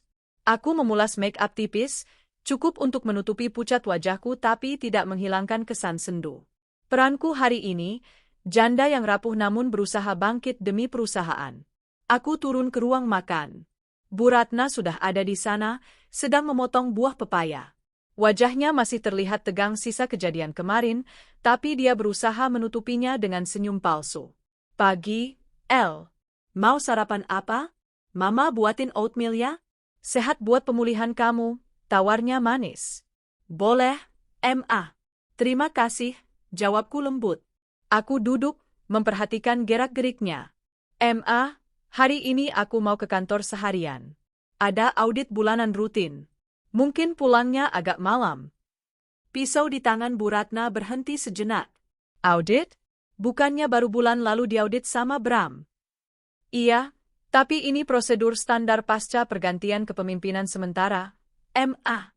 Apalagi kan Bram meninggal mendadak, jadi Ban minta verifikasi ulang aset untuk pencairan asuransi perusahaan. Aku berbohong dengan lancar. Kata, asuransi, selalu menjadi umpan yang manis. Mata Bu Ratna berbinar mendengar kata asuransi. Oh, begitu? Berapa kira-kira cairnya, El? Mungkin sekitar 10 miliar, Ma. Tapi prosesnya agak ribet. Doakan lancar ya. Amin. Pasti lancar, Nak. Kamu fokus kerja saja. Tiara biar Mama yang urus. Aku tersenyum dalam hati. Umpan ditelan. Dengan iming-iming 10 miliar, dia tidak akan menggangguku di kantor. Dia akan sibuk berhayal dan melapor pada Bram. Sesampainya di kantor, atmosfer berubah drastis. Aku tidak lagi berjalan menunduk. Aku melangkah tegap menuju ruanganku. Rini, ke ruangan saya sekarang. Bawa semua dokumen legal dan akses rekening perusahaan, perintahku pada sekretarisku lewat interkom. Rini masuk dengan wajah cemas. Dia masih trauma dengan kejadian kemarin saat aku membentaknya. Duduk, Rin. Dan kunci pintunya, kataku tenang. Rini menurut. Ada apa, Bu? Ibu? Ibu mau pecat saya karena laporan kemarin? Aku menatapnya lekat. Rini adalah karyawan setia. Dia sudah bekerja denganku sejak awal. Kejujurannya kemarin membuktikan loyalitasnya, meski menyakitkan. Tidak, Rin. Justru sebaliknya. Saya mau minta maaf karena membentakmu. Kamu benar. Audit itu benar. Rini ternganga. Ibu percaya? Lebih dari percaya. Saya sudah melihat buktinya sendiri, kataku dingin. Bram masih hidup. Hah? Maksud ibu? Aku menceritakan singkat kejadian di rest area. Tidak semua detail, cukup untuk membuatnya paham situasi. Wajah Rini berubah dari bingung menjadi horor, lalu marah. Bajingan. Umpatnya pelan, lalu menutup mulutnya kaget. Tidak apa-apa. Dia memang bajingan, aku tersenyum miring. Sekarang dengarkan saya baik-baik, Rin. Kita akan melakukan pembersihan besar-besaran. Tapi ini harus sangat rahasia. Tidak boleh ada satupun staf lain yang tahu. Siap, Bu. Apa yang harus saya lakukan? Pertama, bekukan akses token Ban yang lama. Buat token baru yang hanya bisa dipegang oleh saya. Kedua, hubungi Pak Herman, auditor eksternal independen yang dulu pernah kita pakai. Jangan pakai auditor kantor. Saya mau audit forensik menyeluruh untuk 5 tahun ke belakang. Saya curiga Bram sudah main belakang jauh sebelum saya sakit. Baik, Bu. Lalu bagaimana dengan proyek di Cikarang? Biarkan berjalan seolah-olah normal. Tapi alihkan semua pembayaran vendor ke rekening escrow baru. Jangan sampai ada 1 rupiah pun yang masuk ke rekening yang bisa diakses Bram. Siang itu, kantor saya berubah menjadi ruang perang. Pak Herman datang sejam kemudian. Kami bertiga, aku, Rini, dan Pak Herman, membedah bangkai perusahaan. Hasilnya lebih mengerikan dari dugaan. Bukan hanya 7 miliar. Bram ternyata sudah memanipulasi markup harga tanah selama 2 tahun terakhir. Dia membuat perusahaan cangkang, Shell Company, atas nama sopir pribadinya yang dulu, sebelum Pak Ujang, untuk menjadi vendor fiktif pengadaan bahan bangunan. Total kerugian yang dia timbulkan mencapai hampir 15 miliar rupiah. Dia benar-benar merencanakan ini matang-matang, gumam Pak Herman sambil geleng-geleng kepala. Bu Elina, ini pidana murni. Kita bisa langsung lapor polisi dengan bukti ini. Belum, Pak, tahanku. Kalau kita lapor sekarang, dia akan kabur. Uangnya sudah dia cuci menjadi aset properti di Sentul. Saya mau aset itu kembali utuh. Aku menatap layar laptop yang menampilkan grafik aliran dana. Uang-uang itu mengalir seperti darah yang disedot lintah. Rini, panggilku. Siapkan dokumen pengalihan saham. Dulu Bram punya 20% saham di perusahaan ini sebagai co-founder, kan? Iya, Bu. Tapi karena dia meninggal, saham itu jatuh ke ahli waris. Ke Ibu dan Tiara.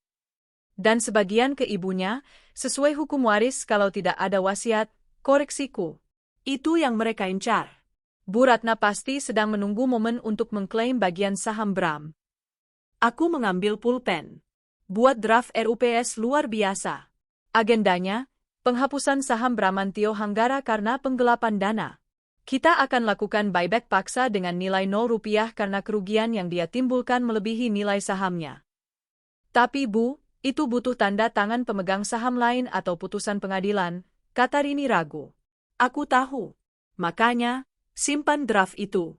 Kita akan menggunakannya sebagai senjata pamungkas di pesta nanti. Sore harinya, aku kembali bertemu Raka. Kali ini di dalam mobilnya yang berkaca gelap di parkiran basement kantor. Gimana, El? Udah siap mental? Tanya Raka sambil menyerahkan sebuah flash disk. Lebih dari siap. Apa isi ini? Rekaman CCTV rumah mereka di Sentul. Aku berhasil meretas sistem keamanan kompleknya, Raka tersenyum bangga. Dan satu lagi daftar tamu undangan pesta akikah besok Minggu. Aku membuka laptop, mencolokkan flash disk itu. Video demi video terputar. Aku melihat Bram sedang berenang di kolam renang pribadinya. Aku melihat Siska sedang memarahi pembantu karena salah bikin susu. Aku melihat mereka tertawa-tawa di ruang tamu yang dihiasi lukisan mahal, lukisan yang dulu pernah ingin kubeli tapi Bram bilang, kemahalan. Lihat ini, Raka menunjuk satu file video. Itu rekaman di ruang kerja Bram di rumah barunya. Bram sedang menelepon seseorang. Halo, Pak Gunadi. Iya, saya Arya. Proyek yang di Bali itu aman. Dana segar dari warisan istri lama saya sebentar lagi cair. Tenang saja, 10 miliar aman di tangan. Darahku mendidih. Istri lama? Siapa Pak Gunadi? Tanyaku tajam. Investor besar. Dia yang dulu menolak proposalmu karena alasan resiko tinggi. Ternyata Bram main mata sama dia di belakangmu. Bram menjanjikan kickback besar kalau proyek itu jatuh ke tangan perusahaan barunya, Arya Property. Jadi dia mau mencuri klienku juga? Aku tertawa getir. Serakah sekali manusia ini. Rencananya sempurna, El. Dia mematikan karakter, Bram, yang punya banyak utang judi. Iya, aku nemu catatan utang judinya di kasino Singapura, lalu lahir kembali sebagai Arya, yang bersih dengan modal curian darimu. Utang judi? Yep. Bram kecanduan judi online dan kasino. Makanya dia butuh uang tunai cepat dalam jumlah besar. Uang 7 miliar itu sebagian buat beli rumah, Sebagian buat bayar utang supaya dia nggak dibunuh mafia. Fakta baru ini membuatku semakin jijik. Ternyata selama ini aku tidur dengan seorang pecandu yang pandai bersandiwara. Raka, aku butuh satu hal lagi, kataku sambil menatap lurus ke matanya. Apa itu? Undangan pesta itu. Aku butuh akses masuk tanpa dicurigai satpam di depan. Gampang. Aku bisa palsukan undangan VIP atas nama salah satu kolega bisnisnya yang nggak bisa datang. Tapi, kamu yakin mau masuk ke sana sendirian? Aku tidak sendirian. Aku bawa pasukan, aku menepuk tas kerjaku yang berisi dokumen audit. Dan aku minta kamu dan timmu standby di luar. Begitu aku kasih kode, bawa polisi masuk. Kodenya apa? Saat aku memutar video kenangan di layar proyektor mereka, jawabku dingin. Malam itu, aku pulang ke rumah dengan perasaan yang aneh. Lelah, tapi puas. Bu Ratna menyambutku dengan wajah sumringah. Gimana, El? Lancar urusan asuransinya? Tanyanya langsung, bahkan sebelum aku melepas sepatu. Lancar, MA. Tinggal tunggu tanda tangan final, jawabku sambil tersenyum lelah. Oh ya, Ma, ini aku ada rezeki sedikit buat Mama. Bonus dari kantor. Aku menyerahkan amplop tebal berisi uang tunai 10 juta rupiah. Mata Bu Ratna membelalak. Tangannya gemetar menerima amplop itu. Ya ampun, El, kamu baik banget. Padahal kamu lagi susah. Nggak apa-apa, MA. Mama kan satu-satunya keluarga Bram. Aku harus bakti sama Mama. Pakai aja buat belanja atau jalan-jalan. Biar Mama nggak sedih terus. Makasih ya, Nak. Kamu istirahat Gi. Pasti capek. Aku mengangguk dan naik ke kamar. Begitu pintu tertutup, aku langsung menyalakan penyadap. Benar saja. 5 menit kemudian. Halo, Bram. Rezeki nomplok. Si Elina bego itu ngasih Mama 10 juta. Tunai? Serius, MA? Wah, lumayan. Transfer ke aku dong, MA. Buat nambahin catering pesta besok. Siska mau nambah menu salmon Wellington. Iya, nanti Mama transfer 8 juta. Mama ambil 2 juta ya buat pegangan. Ya elah, MA. Pelit amat sama anak sendiri. Ya udah buruan transfer sekarang. Aku mendengarkan percakapan itu sambil menghapus make up. Wajahku di cermin terlihat datar. Tidak ada lagi rasa sakit hati. Uang 10 juta itu adalah investasi kecil untuk bukti rekaman yang sangat berharga. Bukti bahwa Bu Ratna secara sadar membiayai kehidupan anaknya yang buron. Makanlah uang itu, bisikku pada cermin. Makanlah sampai kalian kenyang. Karena itu uang terakhir yang akan kalian nikmati dariku. Aku membuka lemari, melihat gaun hitam velvet yang baru kubeli tadi sore. Gaun yang indah, namun memberikan kesan intimidasi yang kuat. Itu adalah baju ziarahku besok. Ziarah ke pesta kematian mereka. Aku mematikan lampu, berbaring di tempat tidur yang dingin. Besok adalah hari Minggu. Hari di mana topeng akan terbuka. Hari di mana, Bram, akan mati untuk kedua kalinya, dan kali ini, aku yang akan menjadi eksekutornya. Aku memeluk guling Bram yang masih tersisa wanginya. Dulu wangi ini menenangkanku. Sekarang, wangi ini memicu adrenalin pertempuran. Selamat tidur, Mas Bram, bisikku pada kegelapan. Nikmati malam terakhirmu sebagai orang bebas. 1 bulan kemudian. Aku tahu Bram dan Siska akan mengadakan pesta syukuran rumah baru mereka dan akikah anak mereka. Mereka mengundang banyak kolega bisnis baru, mencoba membangun citra pengusaha sukses menggunakan uang curianku. Aku mempersiapkan kado spesial. Aku menghubungi pengacara terbaik di kota ini. Kami menyusun gugatan berlapis, pemalsuan dokumen kematian, penggelapan dana perusahaan dalam jumlah masif, dan penipuan. Tapi sebelum polisi bergerak, aku ingin menghancurkan mental mereka dulu. Aku tahu Bram sedang mencoba mendapatkan kontrak besar dengan investor asing untuk bisnis barunya. Investor itu, kebetulan adalah rekanan lama ayahku. Aku menemuinya, menunjukkan bukti pencurian uang yang dilakukan Bram. Investor itu murka.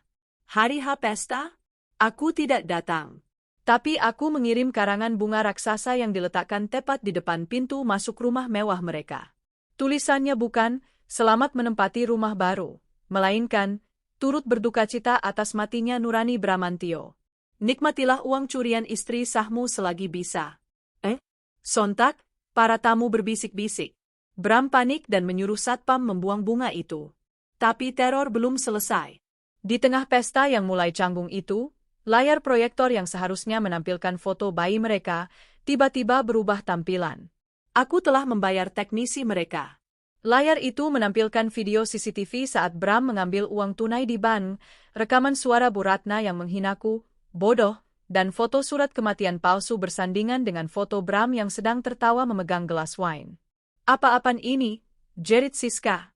Bram pucat pasi. "Matikan! Matikan!" Tepat saat itu, sirine polisi terdengar meraung-raung di depan komplek. Aku keluar dari mobilku yang terparkir di seberang jalan, mengenakan gaun hitam elegan dan kacamata hitam. Aku berjalan masuk mengikuti polisi. "Bramantio Hanggara," panggilku dingin. Bram menoleh, tubuhnya gemetar. Kau hantu?" tanya Siska gemetar. "Bukan. Aku adalah mimpi buruk kalian," jawabku. Polisi langsung memborgol Bram atas tuduhan penggelapan dan pemalsuan dokumen negara. Bu Ratna yang ada di sana juga ikut ditahan sebagai komplotan. Dia menangis, bersujud di kakiku. "Elina, ampuni Mama." "Mama," dipaksa Bram. Aku menatapnya datar. "Simpan air matamu untuk hakim, Bu Ratna. Rekaman suara ibu bilang kalau saya, bodoh, sudah cukup membuktikan ibu menikmatinya." Bram dan Bu Ratna dijatuhi hukuman penjara yang berat. Seluruh aset yang mereka beli, termasuk rumah mewah dan mobil, disita dan dikembalikan kepadaku sebagai ganti rugi. Siska? Dia ditinggalkan tanpa sepeser pun uang. Tanpa suami, dan harus membesarkan anak dengan stigma masyarakat. Terakhir kudengar, dia harus kembali ke kampungnya dan bekerja serabutan. Aku berdiri di balkon kantorku, memandang gedung-gedung pencakar langit. Perusahaanku sempat goyah, tapi kini kembali berdiri tegak, bahkan lebih kuat. Tiara tumbuh bahagia tanpa sosok ayah yang toksik. Dia tahu ayahnya pergi karena kesalahan ayahnya sendiri. Aku tidak menanamkan dendam, tapi aku mengajarkan keadilan. Aku mengambil ponselku, melihat foto lama kami. Aku menekan tombol delete. Tidak ada lagi tangis. Tidak ada lagi kebodohan. Pengkhianatan mereka tidak membunuhku. Itu justru melahirkanku kembali menjadi wanita yang tak terkalahkan.